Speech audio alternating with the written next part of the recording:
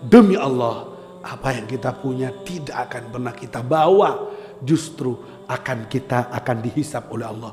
Dua musibah yang tidak pernah dipertanyakan dan tidak pernah disangka-sangka sebelumnya bagi ahli dunia.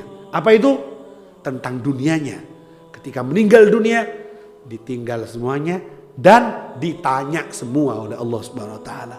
Ditinggal semua dan ditanya semua oleh Allah Subhanahu wa taala.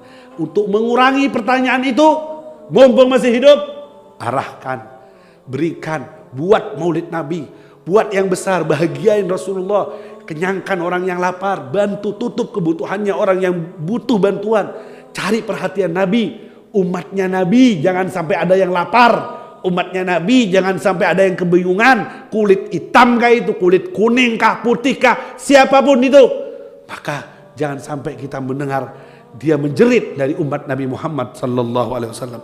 Kalau Anda ingin dicintai Nabi, cintai umat Nabi.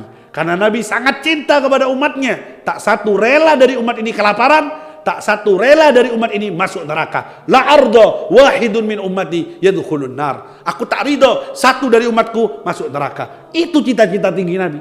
Sehingga kata ulama, cara cepat untuk dicintai Nabi, cintai umatnya. Jangan dibuat bingung, jangan dibuat susah, bahagiakan. Kalau kau tidak punya hubungan kerabat, tidak punya hubungan teman, jangan lihat apa-apa. Dia manusia, ya. Dia umat Nabi Muhammad, ya. Lihat Nabi Muhammadnya. Lihat sebagai ciptaan Tuhanmu yang juga menciptakanmu, yaitu Allah Subhanahu wa taala. Ingat Nabi kirim salam lewat orang Maroko yang pernah saya ceritakan ke kota Mekah mencari fulan bin fulan. Kenapa? Apa punya amalan? Apa sholat malam? Tidak, sholat malah jarang-jarang, banyak dosa.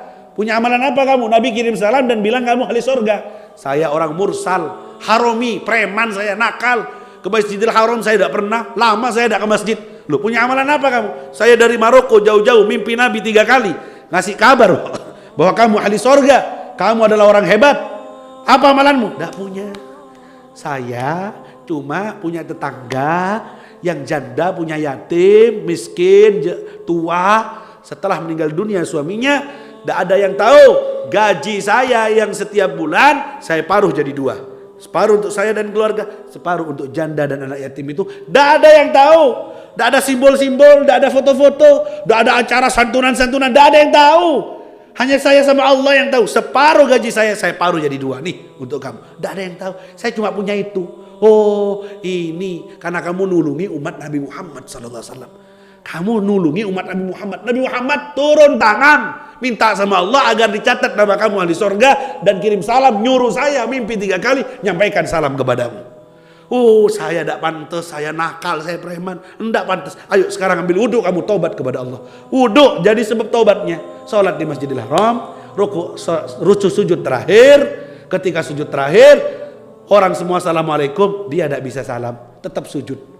Sujud lama tidak bangun-bangun, disotok begitu, didorong, ternyata meninggal dunia di sujud terakhirnya.